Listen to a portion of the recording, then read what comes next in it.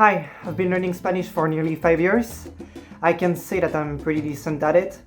Although, I'll be honest with you, even if my reading and listening skills are excellent, I am seriously lagging behind on my speaking and writing skills. I can read, watch, and listen pretty much any type of media or content without a problem. However, when it comes to formulating a thought or an idea on a written or verbal form, I still commit some major mistakes. I haven't practiced enough my productive language skills. The internet can give you the illusion that 4 years is a long time to learn a language, and I should have become fully fluent in Spanish in just a few months. Spanish can be simple compared to certain other languages.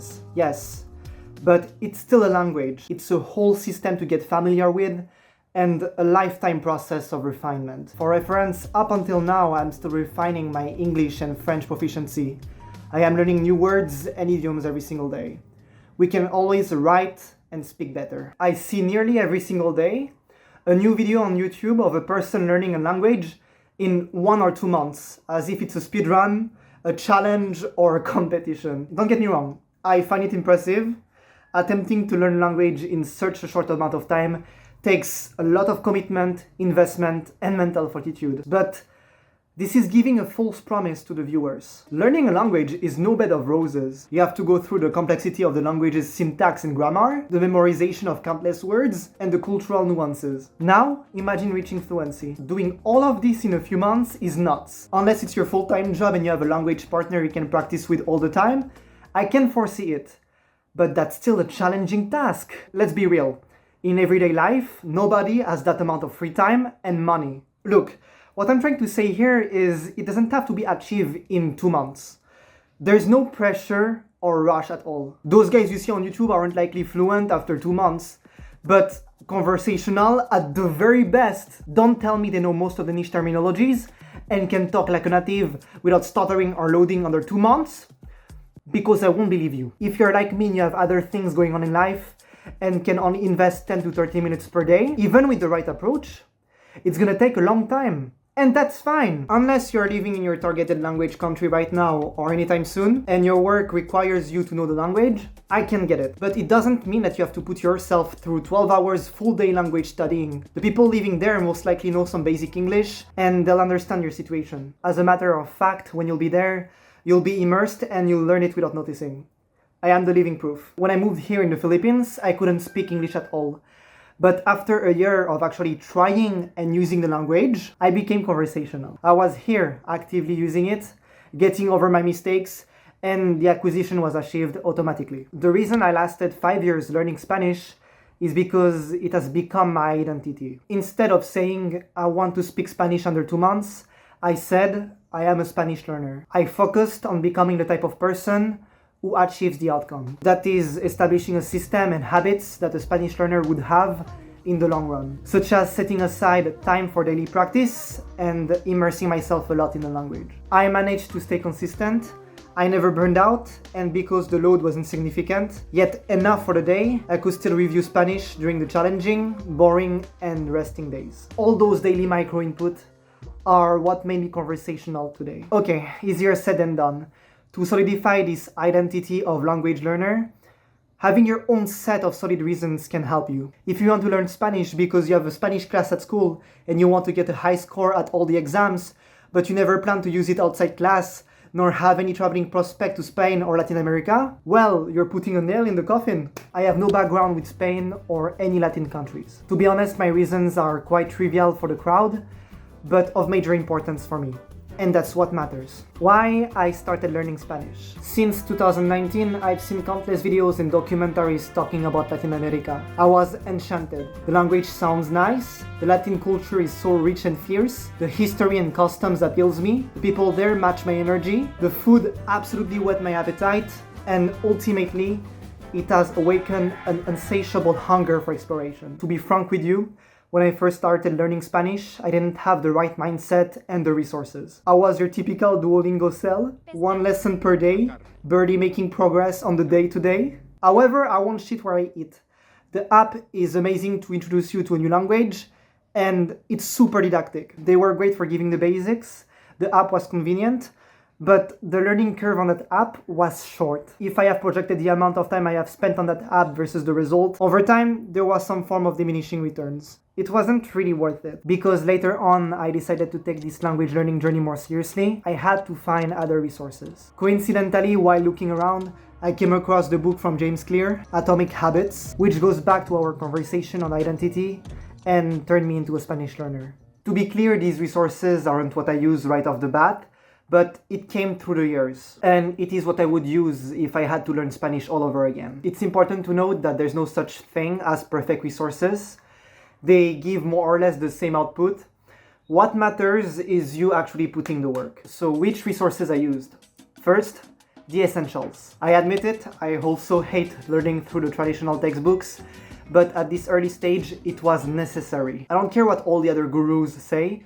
You can learn countless words and immerse as much as you want, but without a few grammar and verb rules prior in mind, it will be frustrating and you'll be left countless times in the dark. But to be honest, if I had to do it all over again, I'd rather dive straight away into the online websites. A free website called Study Spanish offers complete grammar and verb lessons from beginner to advanced. Up to this day, I still find myself browsing this website if I forgot about the grammar concept. Spanish Dict is also a good option. I mainly use it for its dictionary, but it has interactive grammar lessons and a lot of vocabulary lists. In my opinion, it's a better version of Duolingo, which on the other hand takes months to introduce you to a new grammar rule. Their dictionary is free, however, if you want to access to their complete catalog of grammar and verb lessons, you have to pay. Language Transfer is also a fantastic alternative. It is a free audio-based language learning app. It trains your thought process to think in the target language, providing you its syntax logic without the need to memorize it. This app is amazing, and unfortunately I discovered it too late. But if I'm learning a new language, I will definitely use it. To no surprise, it's the grail for every language learners. It offers the current best system for building vocabulary with spaced repetition, in which you review flashcards at increasing intervals based on how well you can recall information. I have 3 Spanish decks. First is a pre-made deck of the top 1000 most used words in Spanish. You can find many pre-made decks online. The Refold Spanish Vocabulary deck is a great one, if you have the budget. Along the 1000 words, they provide examples with pronunciation. That's fancy. Those 1000 words have built my foundation and has paved me the way to understand with context cues most content online. Second is a mining deck, which are made of words and phrases I encountered during my immersion. Obviously, 1000 words isn't enough to turn anyone conversational, so I mine the rest. When I watch a video or read an article online, I come across many words and phrases with weird verb inflections and connectors that I cannot understand and grasp yet. Memorizing and getting familiar with those words and phrases has greatly helped me on my journey. Third is an idiom deck.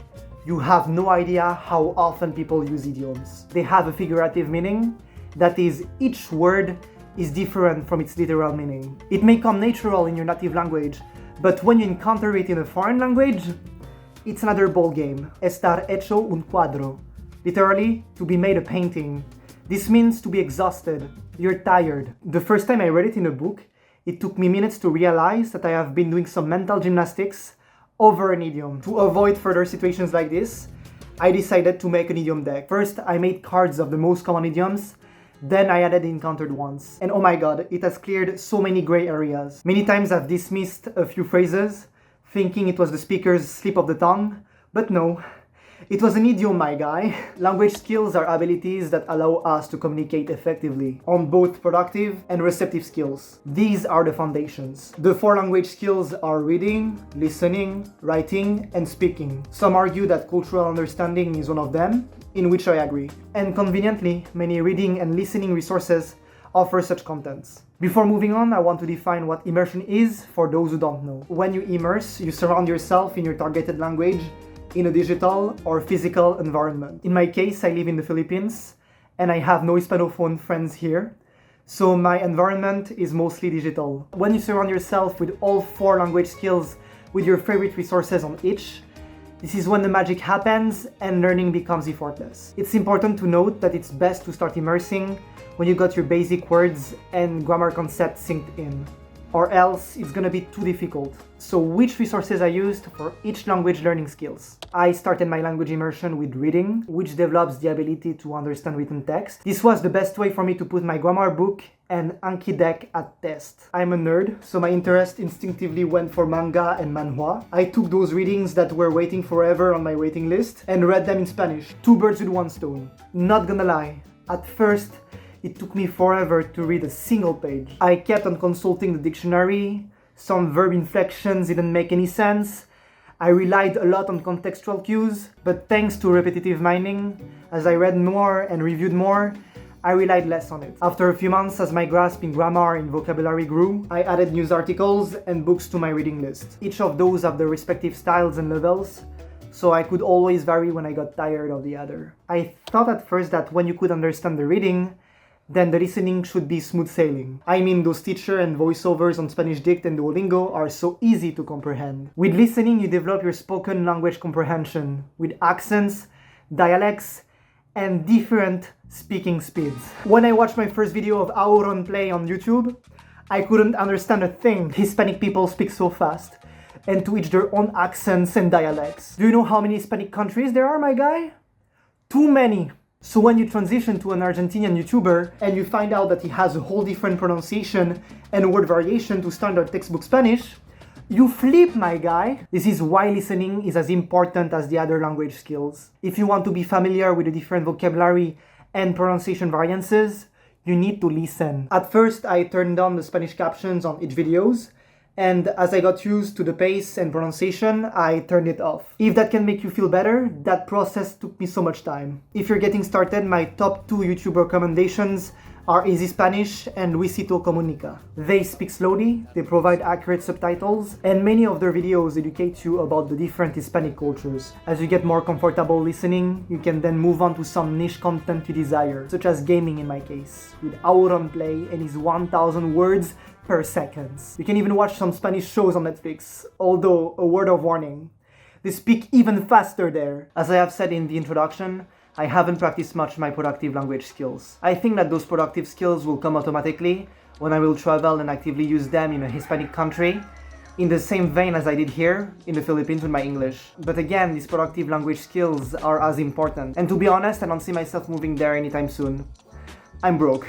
So let's do it now, while we are at it, right? When you write, you express your thoughts, ideas, and feelings in written form.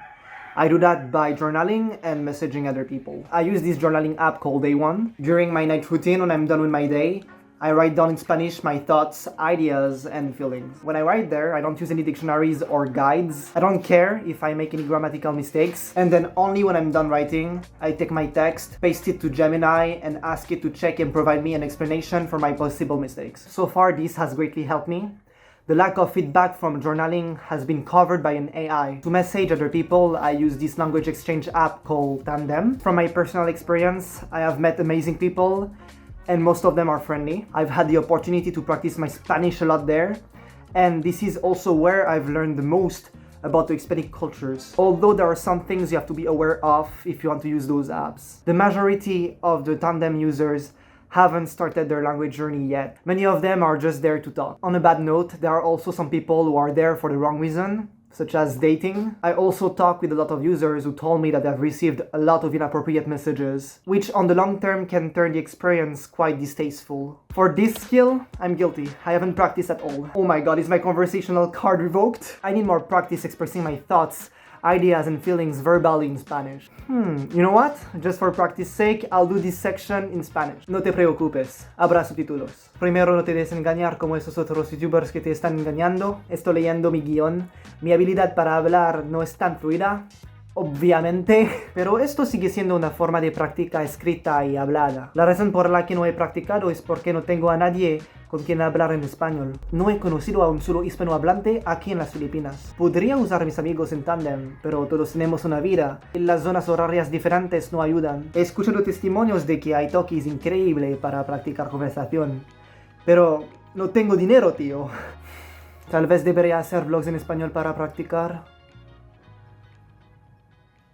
My current approach is practically the same as I first started. Obviously, the sessions are shorter than before, since I don't use the dictionary, and most of the grammar concepts have already synced in. It takes me roughly 10 minutes to learn and review my 3 Spanish decks. Then I do 10 to 15 minutes of immersion, in which I read news articles or watch a YouTube video without subtitles. Whenever I encounter a word or a string I don't understand, I search, familiarize, and then I add it to my Spanish deck if necessary. During my evening routine, with the help of my AI assistant, I write in my journal in Spanish and read it out loud. In the future, I'm planning to add some speaking practice with italki. So this is my small habit system that has been working for me. It only takes me 25 minutes of my day, and I can do it effortlessly. After learning Spanish for 5 years, I realized that if you truly want to learn a language, it must be a long-term goal backed up with a strong personal motives. I didn't want to learn Spanish just for the thrill to learn a new language, impress people, or brag it on YouTube. It's for my personal North Star. I've fallen in love with the language. The more I practice, the more I learn, the more I consumed about the language and the cultures, the more I knew why I was learning Spanish. The satisfaction of watching a series without subtitles, understanding a song on its first listen, reading a whole chapter without consulting the dictionary. These are major milestones in your language journey that clearly indicates that your work has finally started to pay fruition. I have yet to achieve this on my language productive skills, and it doesn't matter how long it will take, because I know that I'm committed to it. I'm here for the long run. Now I return you the same question.